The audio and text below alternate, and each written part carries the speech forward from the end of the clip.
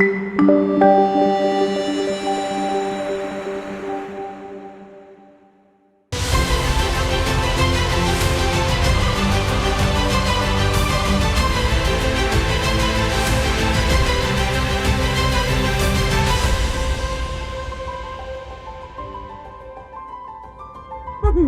I'm LilyRose, and today we will be reading Ruth 1 through 4, Chapter 1.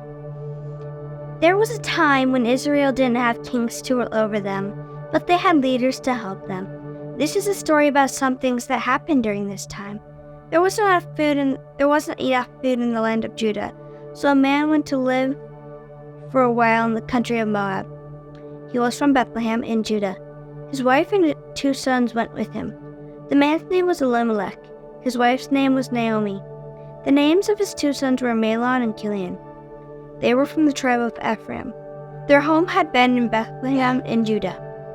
They went to live in Moab for a while. Naomi's husband Elimelech died, so she was left with her 2 sons. They married women from Moab. One was named Orpah, the other was named Ruth. Naomi's family lived in Moab for about 10 years, then Mahlon and Chilion also died. So Naomi was left without her 2 sons and her husband. Naomi had heard that the Lord had helped his people. He had begun to provide food for them again, so Naomi and her 2 daughters-in-law prepared to go with her back to Moab. So Naomi and her 2 daughters-in-law prepared to go from Moab back to her home. She left the place where she had been living. Her daughters-in-law went with her. They started out on the road that would take them back to the land of Judah. Naomi said to her 2 daughters-in-law, "Both of you, go back. Each of you go back to your mother's home. You are kind to your husbands who have died. You have also been kind to me, so may the Lord be just as kind to you. May the Lord help each of you find rest in another man's house." Then she kissed them goodbye. They both broke down and wept. Loudly they said, "We'll go back to your people with you." But Naomi said, "Go home, my daughters. Why would you want to come with me? Am I going to have any more sons who could become your husbands? Go home, my daughters. I'm too old to have another husband. Suppose I thought there was still hope for me. Suppose I married a man tonight and later I had sons by him. Would you wait until they grew up? Would you stay single until you could marry them? No, my daughters, my life is more bitter than yours. The Lord's power has turned against me." When they heard that, they broke down and wept again. Then Orpah kissed her mother-in-law goodbye, but Ruth held on to her. "Look," said Naomi, "your sister-in-law is going back to her people and her gods. Go back with her." But Ruth replied, "Don't try to make me leave you and go back. Where you go, I'll go. Where you stay, I'll stay. Your people will be my people. Your God will be my God. Where you die, I'll die, and there my body will be buried. I won't even let death separate you from me. And if I do, may the Lord punish me greatly." Naomi realized that Ruth had made up her mind to go with her, so she stopped trying to make her go back. The 2 women continued on their way. At last they arrived in Bethlehem. The whole town was stirred up because of them. The women in the town asked, "Could this possibly be Naomi?" "Do not call me Naomi," she told them. "Call me Mara. The Mighty One has made my life very bitter. I was full when I went away, but the Lord has brought me back empty. So why are you calling me Naomi? The Lord has made me suffer. The Mighty One has brought trouble to me." So Naomi returned from Moab. Ruth, her daughter-in-law from Moab, came with her. They arrived in Bethlehem just as people were beginning to harvest the barley. Chapter 2. Naomi had a relative on her husband's side of the family. The relative's name was Boaz. He was a very important man from the family of Elimelech. Ruth, who was from Moab, spoke to Naomi. Ruth said, "Let me go out to the field. I'll pick up the grain that has been left. I'll do it behind anyone who is pleased with me." Naomi said to her, "My daughter, go ahead." So Ruth went out to a field and began to pick up grain. She worked behind those cutting and gathering the grain. As it turned out, she had been working in the field that belonged to Boaz. He was from the family of Elimelech. Just then Boaz arrived from Bethlehem. He greeted those cutting and gathering the grain. He said, "May the Lord be with you, and may the Lord bless you," they replied. Boaz spoke to the man in charge of his workers. He asked, "Who does that young woman belong to?" The man replied, "She is from Moab. She came back from there with Naomi." The young woman said, "Please let me walk behind the workers. Let me pick up the grain that is left." She came into the field. She has kept on working here from morning until now.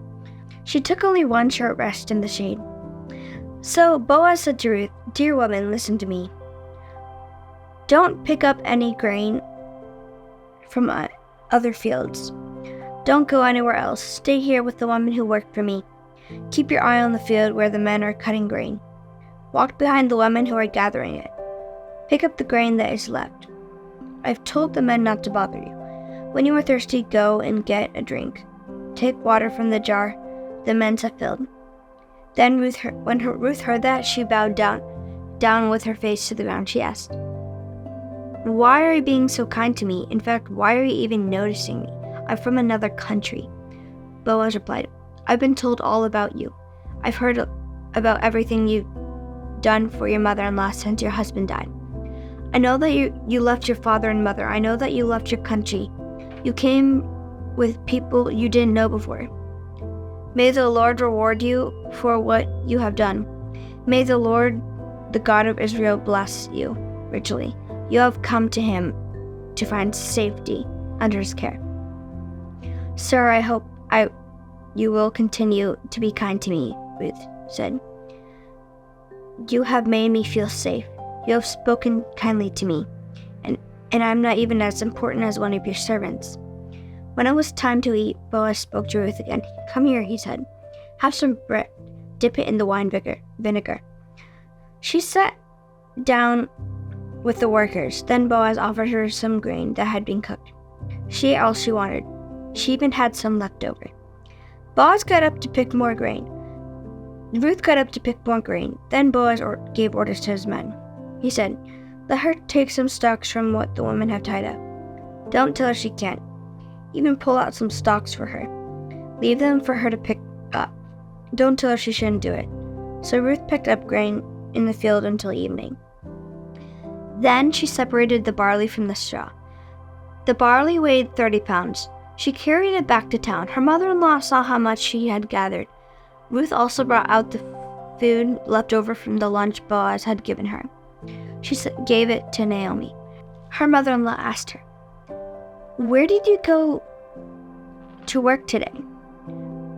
Where did you pick up grain today? May the man who noticed you be blessed."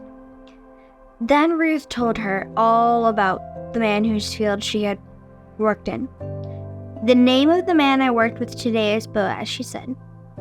"May the Lord bless him," Naomi said to her daughter-in-law. "The Lord is being kind to those who are living and those who are dead." She continued, "The man is a close relative of ours. He is one of our family protectors." Then Boaz, who was from Moab, said, "He told me more. He even said, 'Stay with my workers until they have finished bringing in all my grain.'" Naomi replied to her daughter-in-law Ruth. She said, That would be good for you. My daughter, go with the women who work for him. You might be harmed if you go to someone else's field." So Ruth stayed close to the woman who worked for Boaz as she picked up grain. She worked until the time when all the barley and wheat had been harvested, and she lived with her mother-in-law. Chapter 3. One day Ruth's mother-in-law, Naomi, spoke to her. She said, "My daughter, I must find a home for you. It should be a place where you will be provided for. You have been working with the men who work for Boaz. He is a relative of ours. Tonight he will be separating the straw from his barley on the threshing floor. So wash yourself, put on some perfume, and put on your best clothes. Then go down to the threshing floor. Do not let Boaz know that you are there. Wait until he has finished eating and drinking. Notice where he lies down. Then go and uncover his feet. Lie down there. He'll tell you what to do. I will do everything you say." Ruth answered, So she went down to the threshing floor. She did everything her mother-in-law had told her to do.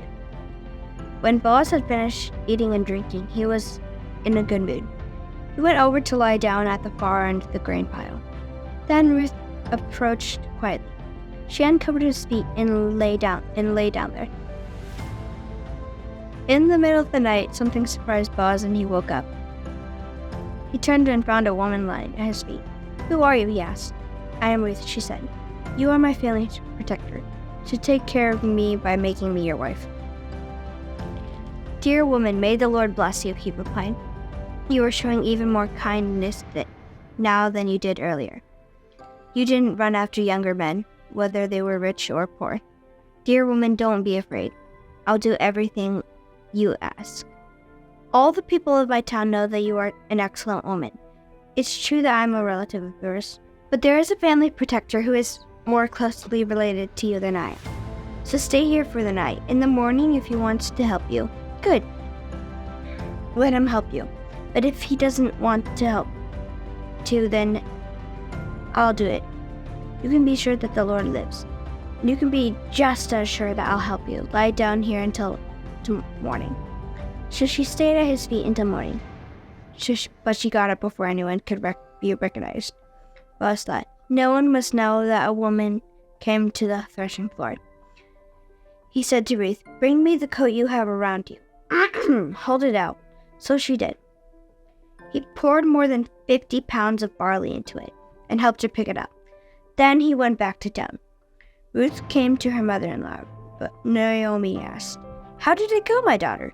Then Ruth told her everything Boaz had done for her. She said, He gave me all this barley," he said. "Don't go back to your mother-in-law with your hands empty." Naomi said, "My daughter, sit down until you find out what happens next. The man won't rest until he settles the whole matter tomorrow."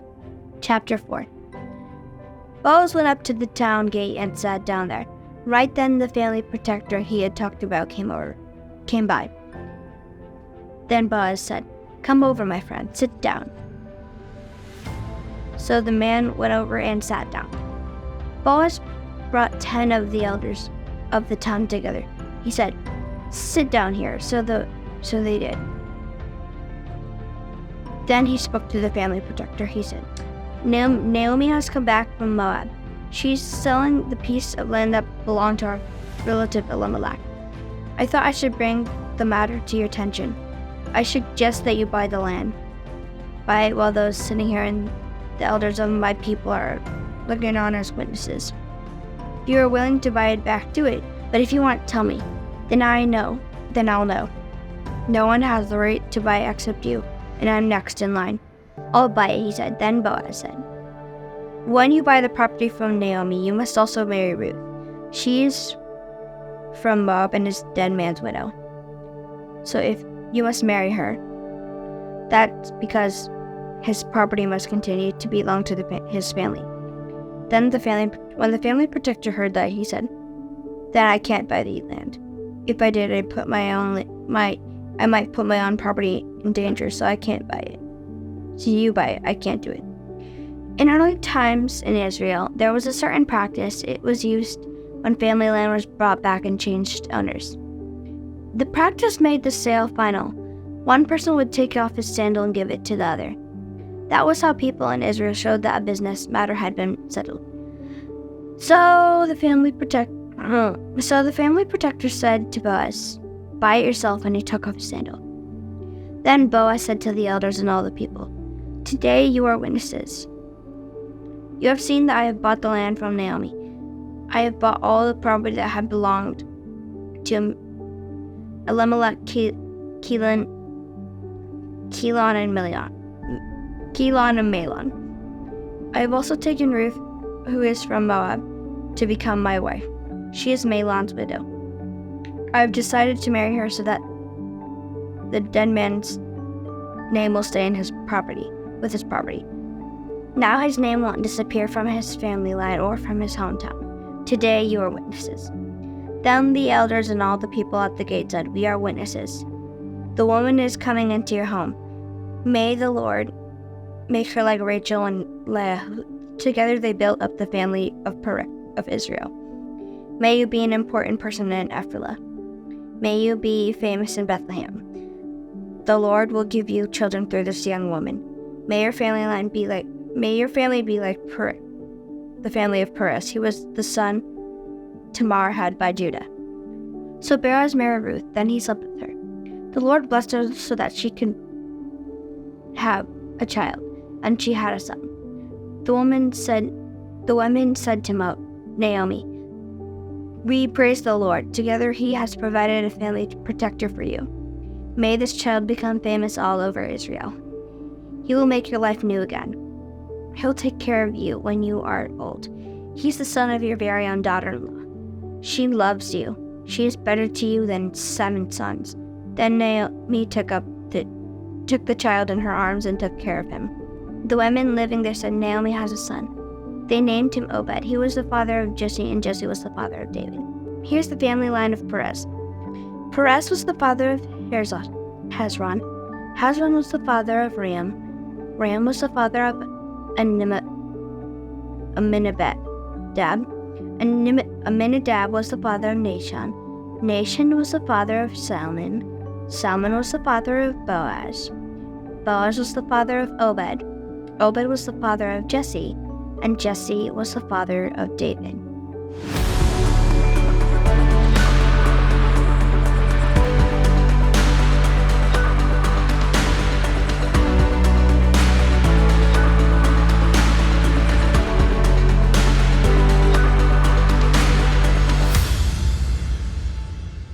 Hello, my friend, and welcome to Fear into Faith Global Bible Revival, where we're on a mission to get 1 million people to read the Word of God cover to cover in a year and change the world. I'm your host, Summer Day, and today might be a crazy and wild interview. I'm pretty nervous right now because with me in the studio are my children. Yes, that's right. I have my 3 girls here. We have a LilyRose, LilyRose, and Elowen. Hello, and Elowen Rose. Hi, girls. Hi. Are you excited to be here? Yeah. All right, we're going to start with you. Tell us your name and how old you are. I'm Alora, and I just turned 15. All right, awesome. And what's your name? I'm Ella, and I just turned 7. You're Ella, also known as Elowen. You just turned 7. And you are? Hi, I'm LilyRose, and I just turned 11. Woohoo! So we have 11, 15, and 7. Are you guys excited to do this interview? Yeah. Is anyone nervous? No. No. All right. Well, let's talk a little bit about this Bible project that we've been working on that you guys actually wanted to be a part of. First of all, Ella, why did you want to be a part of this show? To change people's lives. To change people's lives? Tell me more about that. Well, I've kind of most of my life known God since I was 4 to my age 7. I've loved God since I was 4. Since you were 4 and you want other people to love God? Yeah. I've got a lot of people telling me I'll be a prophetic speaker, a prophetic singer. And you just want that for other people? Yeah. I love that answer. LilyRose, why did you want to be a part of this project? Because I really like reading the Bible, and something funny is that you sometimes catch me at like 3 a.m. in the morning reading the Bible. Yeah, let's talk about that. So originally, I was not planning on having you guys on the show. But first of all, the Lord spoke to me actually about you, LilyRose. And the Lord said that he was so proud of you, that you have a heart for the word. And it is true. There's been countless times that I've caught you up 10:30 at night. And I'm like, I'm the mom seeing the light on in the room. And I go storming in there. And I'm like, why are you still awake? And then I see you in bed and you're reading the Bible. And it's like, how can you be mad at your child if they're staying up late reading the Word of God? And this happened countless times. And because of that, the Lord really spoke to me and he said, I want you to honor her passion and her zest for the Word and let her be a reader on the TV show. So thank you for your heart for the Word. I love that. All right, we're going to come back to that. Actually, let's stay there. What's your favorite book of the Bible? Ruth. Ruth is your favorite book? Wait, no. Genesis. Genesis. What's another book in the Bible you've read many times? Revelations and Revelation. Genesis, 1st and 2nd Samuel, 1st and Kings, 1st and 2nd Chronicles. You know what? The first time I caught you reading Revelation, I thought, well, that's interesting. And then I caught you again, and I'm like, you're reading it again? And then I thought, why does this little girl repeatedly like to read Revelation? That's a hard book to understand. I like reading Revelation because one thing is that part of Revelation, it's either 12 verse 1 through 10 or 11 through... Wait, chapter 12 verse 1 through 10 or 11 through 14. It's in Mimi's pageant. One of the main actors says something about God and his angels fighting against Satan and his angels, and it was in Revelation, and I really like it. And you like that part about Satan and the angels and their fight, and then he casts the devil out of heaven and into an abyss and into abyss for 1,000 years. For 1,000 years. I love it. So good. And you know, another thing that I love is you're kind of actually a little scholar of the Bible. You know, it was about a year ago that the Sunday school teacher at church said, Summer, how do you steward your kids' hearts to the word? Because I want my kids to know the word like LilyRose. She is in Sunday school class, and she knows more about the Bible than we do. And so sometimes we ask you Bible trivia. Elwin, don't play with your dress. Sometimes we've asked Bible trivia. And I know the other day people at the restaurant were like, do you know who they asked, which character they were asking you from the Bible? Jezebel. And you knew the answer. So who is Jezebel? Jezebel's the wife of King Ahab, Jezebel was the high priestess of a god named Baal, and she was around the time when she had ordered every single prophet of the Lord to be killed, and multiple of them didn't die. Wow. Because there was like Elijah and a few thousand more people or something like that. I don't know if it was a few thousand. Yeah, because one of the prophets hid multiple prophets in a cave. Yeah, but one of the prophets hid multiple prophets in a cave. Amazing. You have and Elijah prophesied against Jezebel, since Jezebel had ordered a man named something, I can't remember, to be killed because he wouldn't give his vineyard to King Ahab. So Yep. Elijah prophesied against Jezebel. She said, since you have killed this man, today I have ordered had this man to be killed, and the dogs have licked up his blood, you shall fall out of a window and your blood shall be licked. Wow. By dogs. Wow. Yeah. You remember a lot. I'm impressed. You have a knack to remember the things that you read. So love that about you. Okay. Alora, let's get back to you. What made you say yes to wanting to be in this project? It's not really me saying yes. It was just I was at first thrown into this, and then I really enjoyed it. It started back when you guys started reading the Bible cover to cover, and then you lost your Bible on the plane, and then I wanted to look for a new Bible at the same time because I didn't really have one at that time, and then I got one for my grandma and things like that, and then I just I guess I got thrown into it, and then I started meeting God a lot more and growing closer to him, and it made me want to be able to do things more. And then I had been asking you and Dad to let me be on the TV show for a while, and today I got to read. That was a lot of fun. Yeah. Yep. But there were some words that I've never read or said before, and I definitely said them wrong. Yeah. So cute. I have to mention something about you. I'm really proud of you. Your dad and I were watching you read, and I was getting very choked up because reading has not come as easy for you as other kids. I know in 3rd grade, you got diagnosed with a processing disorder. Your eyes weren't tracking words on a page. And I remember when I saw them give you that diagnosis, it was really hard as a mom. And then you also got diagnosed with kind of extreme dyslexia. And it's been many, many, many years that reading has been quite a struggle. So I was watching you in there, and even though some of the words were hard, you kept moving on, and you kept tracking your place. And that's not something that you were able to do as a reader until really recently. And so I honor you for saying, no, Mom, I can do this. I want to push through the dyslexia. I want to push through everything. And so I pray that your testimony inspires other people that maybe are struggling with reading, that to push through. Because you really warmed my heart. Like, watching you was really neat. What was that like for you? Well, like, some of it was really challenging. I picked a thing that, like, was slightly easy, and then after the fact, I realized, like, it was really close to the one, the part of Psalms that I wrote a song about. Oh, yeah. We got to pause right there. We're going to hold that. We're going to take a commercial break, and we'll be right back.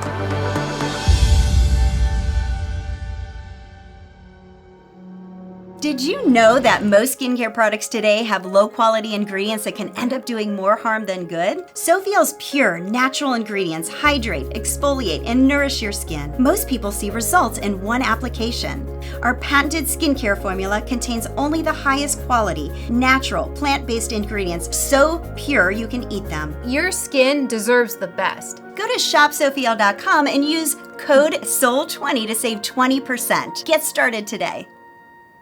Are you stuck? Do you feel like you need to move forward but aren't sure how or where to start? We've got you covered. At You Can Be You, we'll be that coach, teacher, and mentor that you need. We'll help you break the bonds holding you to your past so you can move into your bright future. Visit youcanbeyou.org, click Get Help, and take the first step into your new future. Do you want to help someone break through? Join our community of changemakers and unlock endless possibilities. Become a donor, sponsor, or join us and become a mentor or coach. Let's break the bonds at youcanbeyou.org.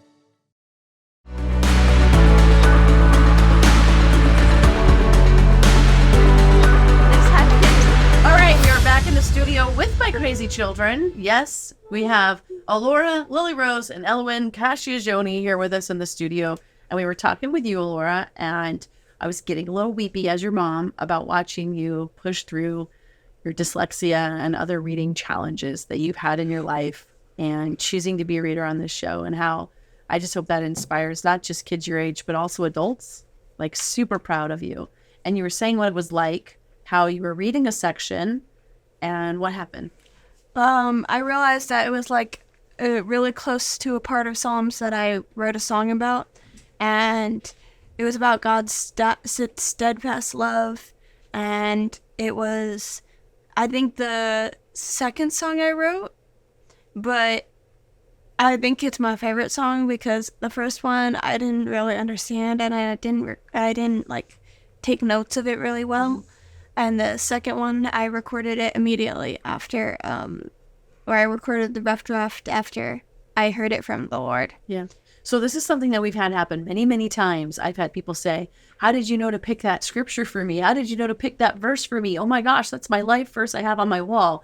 And I'm just telling people, I'm just picking what we need to get recorded next on the show and kind of where we're at. And so I had no idea that you were going to end up with the section that talked about steadfast love, which is what your song was. So I love that God was just giving you a little wink and all that kind of stuff. What do you guys think? Let's just ask Ella.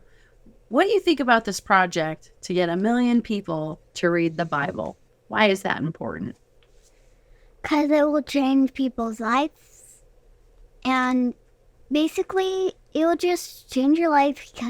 When you have any pain, it'll just change your life, heal you. I've actually prayed over people, and they've been healed. You have. Even at zoo. We could talk about that. Yeah, let's talk about that for a second. You want to talk about that?